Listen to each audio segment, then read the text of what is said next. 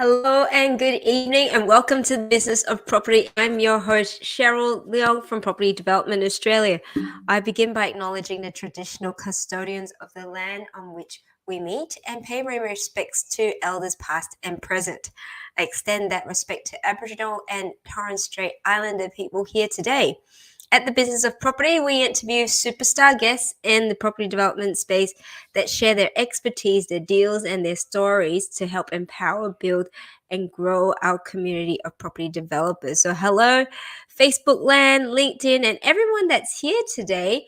Please drop me a hello so that I know you're here, and feel free to leave comments or questions throughout the session.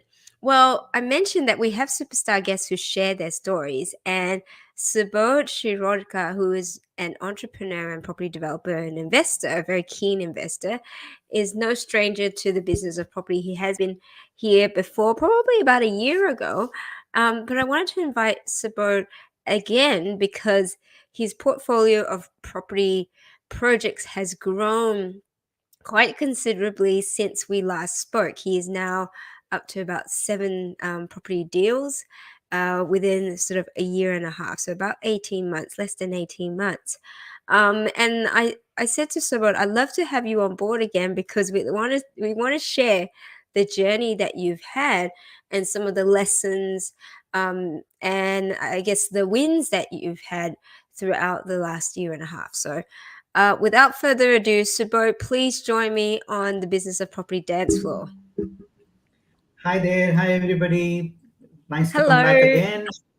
Hello. Hi, Good Cheryl. to have you here, Subodh. Thank you for the opportunity. I don't know No. whether I should say superstar, but happy to share my journey and some of my thoughts. Oh, you are a superstar, Subodh. And Subodh, like I said, I mean, the last time that you were here on the Business of Property, I know it was still fair. You were sharing about one of your first development projects. So you're again not a stranger to property investment because you've invested quite a lot. You've done some granny flats, you've done some renovations, that sort of thing. But you wanted to take your property development journey to another level and get involved in development. And I recall the last time that you were here, we shared around your project in Putney, which was a high-end luxury build, which was built during COVID, eventually sold as well for a very, very good price to an overseas buyer who was moving from South America to That- That's right. Sydney, if I recall correctly. That's right. That's right. Look, thanks again for the opportunity. I must acknowledge that this is a terrific group and a terrific network that you have. Thank you. And there is quite a lot that I'm learning constantly every day. There are some Absolutely. big champions out there, and it's a process of constant learning and sharing. So in that And that's context, why we're here. absolutely. So in that context, I'm happy to share my bit and just sort of contribute back to the community. With as I said about a year back, with business management and technology background, we had an IT business. The back of that, did a lot of investments personally, build a portfolio, and then we sort of collected some investor funds and had a go at doing a joint venture with a reputed builder and building a luxury home. And that was our first sort of success. Some call it beginner's luck. I think it was a mix of both, a bit of foresight, a bit of risk taking, and a lot of beginner's luck. Let me put it that way. We did make decent money. Then I started thinking as a next step, what next? And I'm here to share with you what we did in last 18 months. So happy to share with you the projects, what we did, how we are going about it, and what are some of the lessons that we have learned and can share with the community. Fabulous, fabulous. So, Subodh, just really, quick summary, sort of a quick summary to start off with, and then we'll break it down into some of the projects in a bit more detail. So, since your project in Putney, how many projects have you secured or are working on at this stage? Look, as a number, these are about 9 projects in total. We are doing 4 sort of builds or various stages of build planning and sort of implementation. Couple more are really parked aside for the next year, and I think two more we could perhaps start the year after next, because those are just raw lands or raw sites. So as I finished my Patni project, I started thinking what next for us. So we Mm. went out there and got hold of small group of experienced investors, started talking to them, sharing my ideas and dreams with them. I'm grateful that some of them came on board, and we got a small pool of funds and we started investing that in project. So since last about 18 months, we have set up a bit of a structure, if you like, set up proper entities. And I'm grateful to my chartered accountant and property lawyers who have put all these things together, Yes. including you, Cheryl, and few others in the group. Yes, and that's how we got on with these projects. Fantastic. So, I mean, what you're saying, is the importance of having a good team to put all these together, because 9 projects is no easy task, and getting the right tax structures and the right legal structures in place when there are various parties involved, because I understand you've got some joint ventures going on as well. Obviously, you've got some investors who are also business partners in your projects as well. So we'll touch a little bit on that very, very soon. So which of, I mean, out of your journey, and again, we're going to talk sort of on a high level, and then we'll dive into some of the projects. What has been the biggest what have been the top 3 learnings for you over the last year and a half, diving into the development space on a more full-time basis? Yeah, good question. So I think you just touched upon it. I think it's very, very important to be surrounded with a good team. I was fortunate that I was, in a way, new to development, but in a way, I have been doing investment since 2009. So I had a bit of a background, hell of a lot of investor networks and people around me who have been doing this. But really, development was entirely different level. It's a completely different level of risk and rewards. And therefore, I think one of the biggest lessons learned, or one of the biggest success tick, is to get a good team. What I mean by that is we have got a good governance process in place. We've got a good chartered accountant who himself has got many properties and large network of resources. We've got a couple of good property lawyers, and shout out to Richie Muir. You introduced me to him, in fact, Cheryl. So he's been great help, and then couple others. And then apart from that, obviously meeting this whole lot of consultants, town planners, architects, various different consultants. And it's been a constant process of finding out who is the right fit, Hmm. and then going out there and making things happen by finding deals and so on and so forth. So good team, uh, decent amount of resources and network, and hard work, very, very hard work, and Yeah. quick learning ability. Yeah. I thought you were going into retirement, Subodh. No, this is your second wind. Yes, I mean, look, I think a person like me is never gonna retire. I mean, for me, this is fun. So I think first and foremost is it's a passion.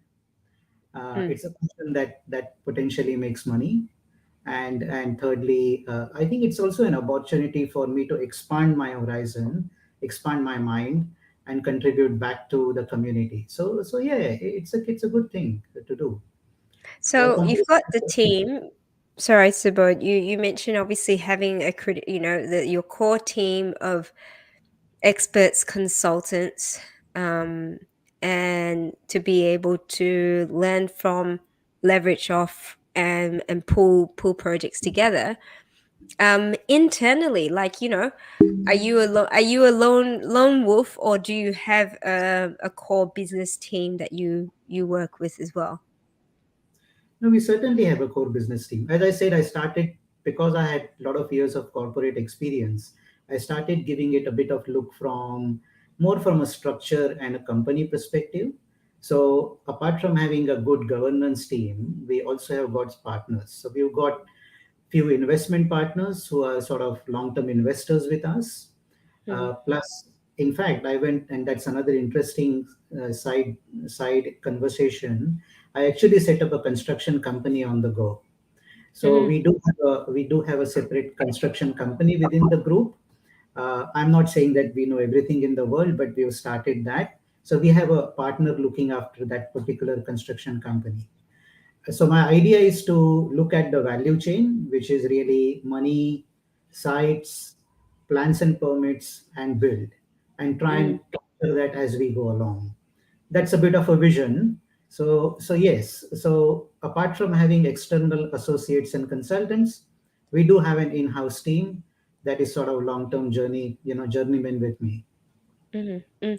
And is there much, you've purchased projects in different areas, and you've got a project in Tasmania, you've got regional part of Australia. There's in the middle of Sydney as well. I mean, is there is what's your strategy around your acquisitions? So to tell you very honestly, there is no strategy as such, Cheryl, because this was new for us. So we were really looking at the opportunity of making money, to put it bluntly. So our whole idea was, where is the opportunity? How can we monetize it? And who can help me to do that?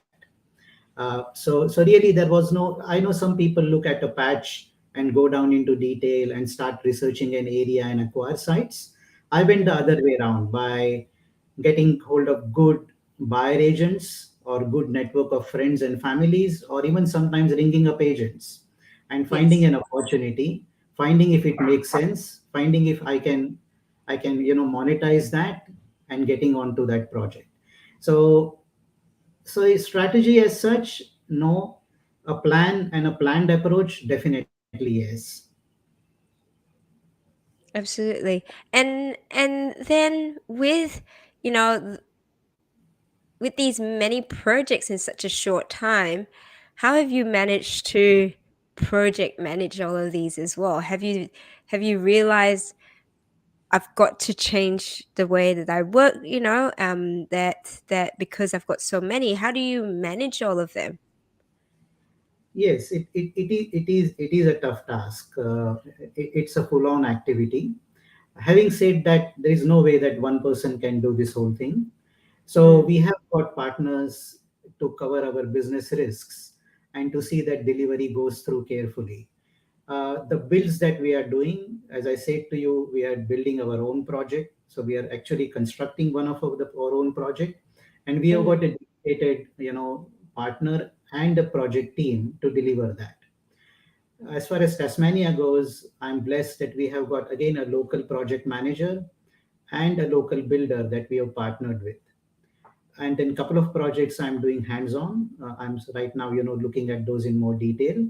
So it's about leveraging other people's time. It's about Mm, leveraging other people's expertise, because there is no way, as we dive down deeper, you will see different types of projects. There is no way that I can get my head around all these various combinations and look at it with focus, yeah. because these projects are quite complex. Some of them are land subdivisions and then a build. Some of them are DA approved sites. Some of Mm, them are raw sites. So it really takes a bit of effort to find the right person who can deliver that for us, and yeah. obviously paying them their fair share of either profits or fee for service. Yeah, yeah. And do you think, and I've got a question here from the audience, Amit's asking, what do you think of the market in the next 12 to 18 months? Is it, are you going to be doing as much buying and acquisition? I think it's a great question. As we all know, we sort of took a bit of action, if you like, because the market was up. It was moving, so we thought we would get a momentum along with everybody else, and that has been, sort of one success. As we all know, from here on, the market might go a bit slow. It might go, sideways. Who knows? Mm, Market does what it does. So what I did, another thing was that we have a business coach for our business. So along with this business coach, we actually get a lot of guidance, lot of real time data, and therefore we are able to sort of understand how the markets are moving. Because Australia is more than 5,000 suburbs. So to answer that question straight, yes, the market might slow down, But really, rather than worrying too much about it, one has to start preparing for it.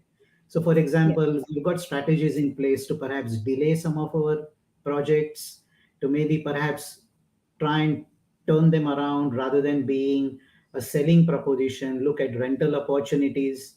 So, Mm, maybe build it in such a way where we can monetize the rents, or even for example, as we are again monitoring all these suburbs closely, we might stagger some of the bills. So there is a mm. plan in place to mitigate, and I guess every person needs to do that, and plan the way through. Yeah, yeah, fabulous. Well, let's dive into actually looking at some of these projects then, because I'm sure people are sort of itching to see some of the projects you're working on. I guess the status of them. So maybe if we can pick your top three projects that you like to share with us. Sure. And I know that you've got a bit of a slide deck as well. So please feel free to share Sure. your screen. Sure. And Let me hello, think. everyone that's joined us. Facebook and LinkedIn, I see a few comments there. I appreciate if you've got any questions for Subodh, please feel free to pop them in the comments and I'll make sure to read them out as well. Okie dokie. Project number one, Yes. Sydney land subdivision plus build.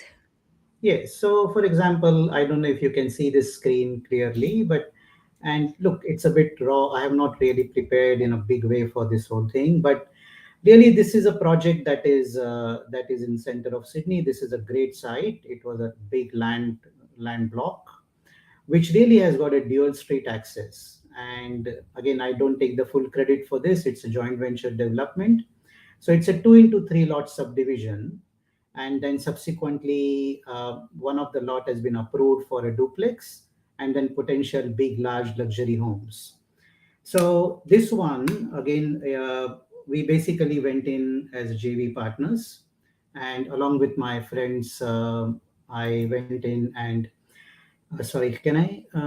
Maybe I'll stop sharing and then share it at the right time. So that particular project is a big land, and the previous owners had actually put a lot of effort in putting plans together for subdividing it. So we went in and joint ventured with them, and we are looking forward to first of all doing the land subdivision, and then subsequently the DA has been approved for a duplex. So we will end up constructing that, and then potentially the other 2 lots. It's a great location. It's a great opportunity to do that, and that's a challenge that we took on, which I'm happy to share more about it. And that was like you said, you acquired this site purely from networking as well. Yes. It wasn't was it for sale? No, it was not. So as we were completing the Patni project, obviously the news went out there that we are in the market looking for a next opportunity. And similarly, I was also having conversations with different people. So we got this opportunity through our own network. And I must say that the biggest learning on this has been putting a joint venture together, Mm, so getting different parties together, getting mm, them on the same page, putting up all the terms together, getting all the agreements together. That's been a mm. big part of the whole, success for setting this up. Yeah, And then the next part of the challenge is doing land subdivision, yeah. because this particular site had some challenges in terms of encasement, in terms of easement, and Sydney water and infrastructure and so on and so forth, which was completely new ball game for me. Again, Mm, I'm not alone. As I said, our joint venture partners have got fair bit of knowledge about this, so we are able to leverage their strengths and their prior knowledge of the site, and then picking up some of the consultants who have worked on it. And now recently, and again thanks to this community, we have actually got hold of Fahad from Baham Group, who is actually helping us out doing the subdivision. ah, So fantastic. yes, so I put it out on the group asking for help, and sure enough, Fahad came on board and is sort of helping me out with that little subdivision work. That's Yes. fabulous. And so why I want to highlight that it was from your networks is, this particular site is in a very, very tightly held Sydney suburb and the north side of Sydney, and there's not you probably I mean this is probably one of the largest pieces of subdividable land available in that particular suburb. And for a lot of us, we often feel, and we've got this sort of mindset of scarcity, I guess, that there aren't opportunities out there, particularly in very very tightly held areas. But it just goes to show you just never know, and you need to be absolutely open to what opportunities can present themselves, and that in any market, in any situation, opportunities will present themselves. Is just ensuring that you're ready for it, and that Sure.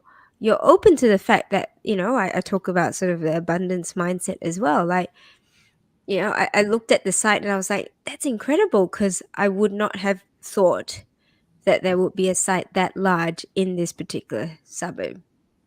Yes, certainly. So definitely looking out for opportunities and then stretching your mind as to how you could monetize those. Mm, Because a site like this, without getting too much into numbers, was really, we need to drum up quite a lot of cash equity for this particular one. Now, it's very hard for somebody to bring out that kind of a cash equity to bring onto a project as a joint venture partner. So we had to first of all understand where is the fit and where is the gap. We Once we understood the gap, then we had to work really hard to find a fit to cover mm, that gap. And in this case, it was bringing in more investors on board and then working with those investors very closely to try and put a value proposition together that is palatable both to our team as well as to the joint venture partners. mm. And then working on all the due diligences, all the agreements, getting all the right people on board to really structure the deal. So yes, you're right. Abundance mentality is required. Can-do attitude is required, and thinking out of box, reaching out to people who have done it. All those sort of things are required to make deals happen sometimes. Yeah, absolutely. So, what's the status of this project now? So this project took a bit of time to get kicked off, but it is on board now, and we have started engaging with all the infrastructure team. Mm. And very soon we are actually going to launch, sort of finish the documentation for construction certificate, and then from there onwards, it's about kicking off the actual work, which is the site work, demolition, tree lopping, subdividing the block, connecting the utilities, doing the sewer encasement, and finishing off the easement. Yeah, okay. Fantastic. Alrighty. Well, let's have a look at your next projects then. Yeah, the next one. So while I was doing this, I then thought that what are the risks of doing development? So one of the big risks of doing development is working with a builder, and subsequently, however, the build prices also started going up. So then we started thinking of why not have a look at in-house build capability. Once I started thinking of that, then I thought, why not look for a site that is DA approved, because it will give us an opportunity to actually do the build. Mm, mm, So the mm. next site that we picked up was in Wyoming, and this one, I don't know if you can see this, but this one was relatively easy. Nothing is easy. Can you see the? Are Can you you see? sharing it yet, Subodh? I can't see it on the And screen. maybe. Sorry, it's my mistake. Let me see if That's I can. okay.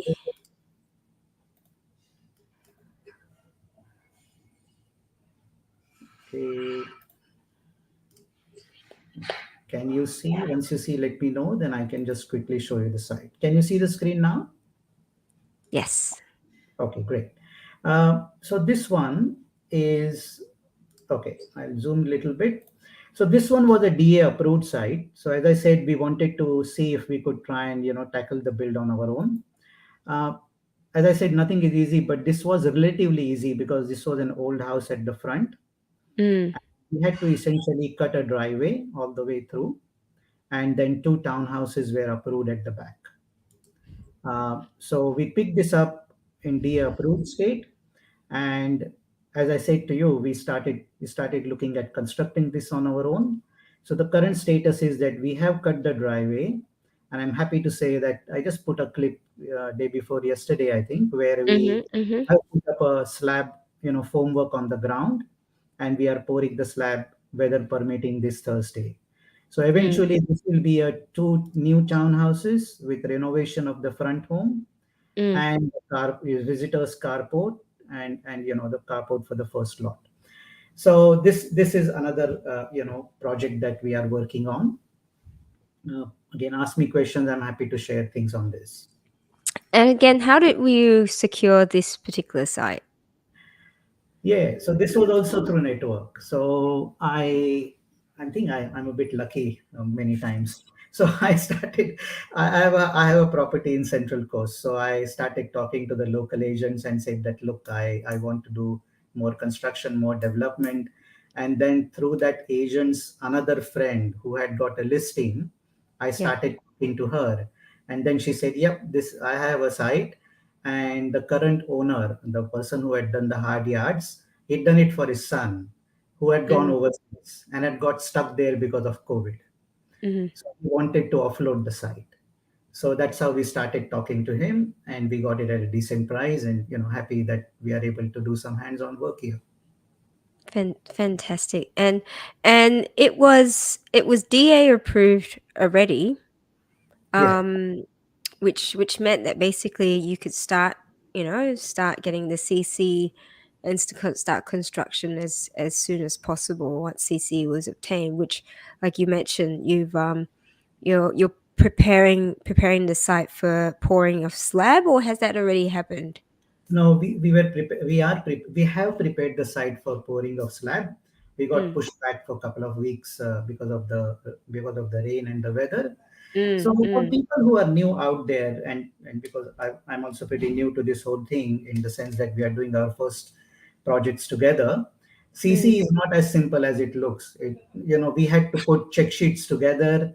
We had to organize a PCA, a structural engineer, do construction drawings, do Yes. proper tender drawings, get proper build estimates from outside builders. So what we did in our construction business, that we actually got a software called Build Exact, which runs all our projects. So we started automating and systemizing our business. Secondly, we also got a mentor who has worked for 20 years in construction industry.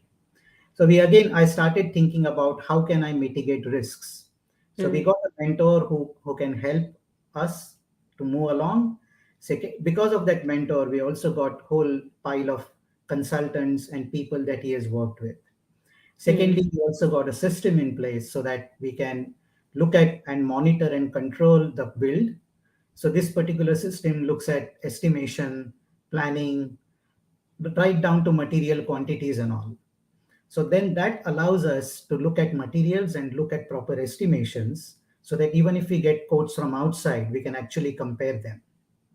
We Mm. started looking at QAs, or people who can do estimates, so that it's been a whole process of learning on our own, hands on, and jumping into it, surrounding ourselves with good team, and giving it a good go. So as I was coming back, so therefore getting CC itself took me 4 to 6 weeks. Mm. Mm. People are busy in today's environment. So getting structural engineering drawings, seeing that those drawings are properly passing the muster, seeing that all the estimation is done properly, and so on and so forth. So, but the good side of the story is that because we are hands-on, we are able to manage our costs much better. We've got a good visibility and transparency of what we are spending and where, and we can do a fair comparison with the market. Fantastic. Excellent. And what's the intention for this project? Is it to sell them all off, or hold a few? Ideally, we would like to sell all our new builds. Just sort of Excellent. churn the cash. But the Yeah. reality is the market does what it does. So sometimes when you do a good build, there is enough cash in it to sort of make it an asset management and sort of flow it through subsequently. Sometimes Mm. you might take a strategic decision because of taxes and planning your how to manage the tax planning side of it. So Mm. our current intention is very much to build and sell. but we might end up holding one and then selling it as we go along. Sure, sure. We've got a question here from Facebook. What's the zoning on your Wyoming project? It is a proper residential site, so it's very interesting. That question is good because I was thinking, how could you build two townhouses? But it's a regular. Okay, now that's a good question also because right next to our sides, on both sides, there is a townhouse development. So Mm, while this was an old house with a big backyard, on both sides of this, there is already a townhouse development. So therefore, the person who did the DA must have had a precedence in place, and that's how he must mm, have got the DA. So that's another tip to look out for. That zoning is important, council plans are important, but precedences are also very important. Around that area or in that same street, do you have a duplex? Like as we go down, I'll tell you another project that we have acquired, and that would be an interesting thing about precedent. So this was a 3,800 square block, and the previous owner actually tried to put 16 townhouses there yeah, because right. Wow. the council allows you. So that particular team thought they could whack in 16 townhouses. All the retirees and the neighborhood got together and filed a petition to the council and basically drove them off. Mm, And that's not the end of the story because next door has got two lots. So we have gone in with a three-lot subdivision, and we have got 23 objections to our applications. right. Yes, so again we will work it through, and that's another challenge to take on. But so what I'm learning is that yes, zoning is important, plans are important, precedences are important, and what is actually happening in that area. Hope that helps. Yeah. Yeah, absolutely, absolutely. So that's your so we've gone through your site. Um Second oh, I'm one, thinking right? the sub with the subdivision. This one's the one with the DA. I'd love to find out, a little bit more about your site in Tasmania. How did you come across that? And how is the logistics of managing that as well? I think you touched on it very on a high level before. Yes, certainly. So I started looking at opportunities, and I started looking at what could be not multi-billion dollar opportunities, because some of the opportunities that we had monetized at that point in time, Mm, were big ticket items. So I started looking at what are some of the smaller markets where we can do more work and mhm, perhaps learn and grow. So Tasmania was something that was coming up because it's a good market actually. I started researching the market. I started looking at Tassie as a market and the way it has grown, and the feedback that I got was very positive. So then I started thinking about who is working in Tasmania. I started putting some word out. I would like to work there. I spoke to some architects from Melbourne who are working in Tasmania, and then through my own network, I found out a person, or they are really a big group who actually does work in Tasmania. So they have got a huge land bank there. So I actually took a couple of trips to Tasmania, started getting a feel of the market, and mm, that's how I sort of partnered with them, or did a project management deal with them to mm, basically acquire the site and then build the site for us. So that's mm, the story around Tasmania. And so again, if you're looking at new areas, you got to find the right people, do your own due diligence, go there 3 4 5 times, whatever it is. I know some students who are studying in Tasmania as an example. So leverage through them as to how is the yeah, market. Our yeah, Indian yeah, is settled in Tasmania. So it's about using all the levers that you have to gather information about a particular place. absolutely. So basically, it's this constant need to be curious, and also ask questions, not have a fear of asking questions, and reaching out to your networks. And this is why it's so important. That this community, we've got a Facebook community of over 12,000 people. Um, you should be able to find the answer to things from Absolutely. 12,000 people. And not necessarily saying that you should take advice from a Facebook group at face value. It's more to be able to start off the process of questioning and ensuring that then pay a consultant, pay an expert to get the correct information and the correct advice. However, if it's to just start you off in the motion of heading in the right direction, leverage off your community and your networks. Absolutely. I mean, when I was in consulting, IT consulting, my bosses used to say, even if you don't know the answer, you should know somebody who knows the answer. Mm, So with that as a mantra, if you like when we acquired Tasmanian site, we actually did an independent site assessment because I mm, was pretty new to do how site feasibilities and how to do the ROIs and how to look at land, building envelopes and so on and so forth. So we actually mm. spend money to get somebody to do that due diligence for us.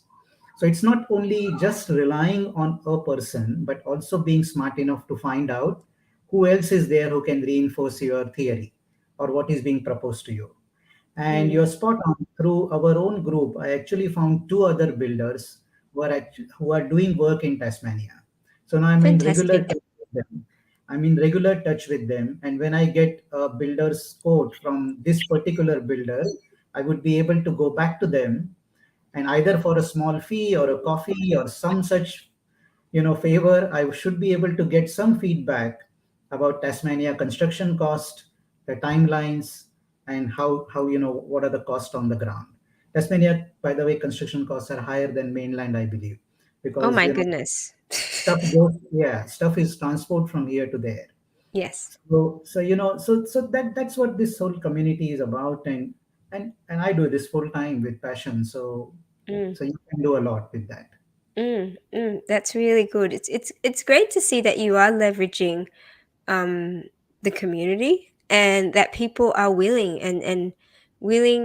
to put their hands up to say, hey, let me help you as well. Obviously, if people get work out of it, that's fantastic. But the fact is that there's this, we value, value this giving back to your fellow developer in some way. Certainly. And therefore, look, this session is also all about me sharing what we have done. I don't know Mm. everything, but happy to share what I know. Yeah, fantastic. Thanks, Subodh. So let's look at how you are now treating this. I said as a business, right? This is your full time. It's your full time now. You've got quite a few projects there. You need to establish yourself and your brand name because obviously it does create credibility as you as a developer, but also you do have investors and partners as well. Creating some credibility and trust around that. What are the things that you have had to now think of in terms of the business side of development?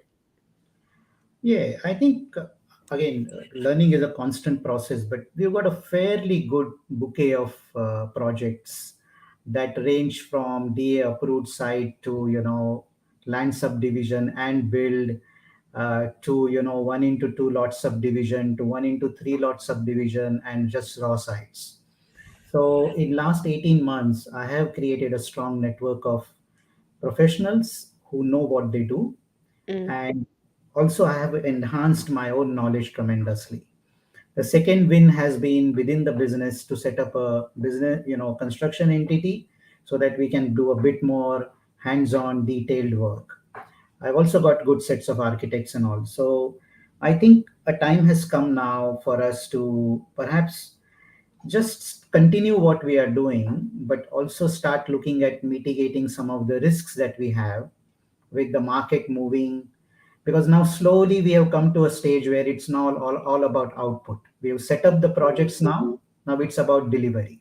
So delivery mm, is another set of skills where you need to get the throughput done, you need to get the funding sorted out, and you need to be on top of the project timelines in terms of cost, quality, and time. So I think the next step is to see that those processes are in place, mm, either through automation or through getting right professionals on board to see that our projects go through. On the other hand, it will also be a constant process of finding out more opportunities, finding out more people who want to be part of this journey, and sort of offering them this opportunity of working or investing with us or working with us. So I think that's where we are now. In an ideal world, I do want to capture the whole value chain of having our own funds, having our own sites. For example, I was talking to you, a few days back as to site acquisition, right? Mm, Uh, how can we set up something that would help us in doing that? mm, Uh, you got business processes around it. You mm, got a structure around it.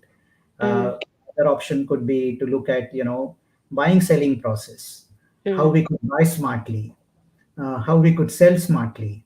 So, those are some of the things that we will constantly look at and learn as an organization and, slowly set up structures and people in place. Fantastic. So both sort of to start to round things up and and wrap it up. What is your number one piece of advice for those who are starting to look at scaling up in their projects?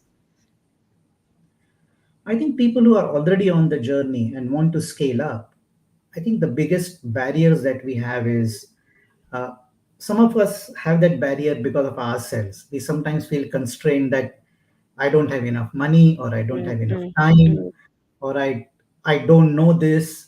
I don't know Tasmania, for example. In my case, I think it's just breaking that barrier, mm, reaching out to people who have worked in those areas. It might mean spending a bit more time, effort, or energy, but you will find a person who has done something that you are wanting to do. mm, And then it is about engaging with him and seeing how you could learn of him. Sometimes it might be paying him a small fee, or sometimes people do it out of just goodwill. So I think if you want to scale up, what's important is surround yourself with the right team. And this is a cliche, but in genuinely finding out your gaps, finding out people who can fill up those gaps, and going after that particular one. As I said earlier about fit gap. The second thing would be that we are only constrained by what our mind tells us, yeah.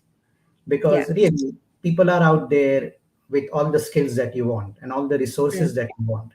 So if you are able to approach them and offer a value proposition, they are happy to work with you. So I think this is yes. the second thing.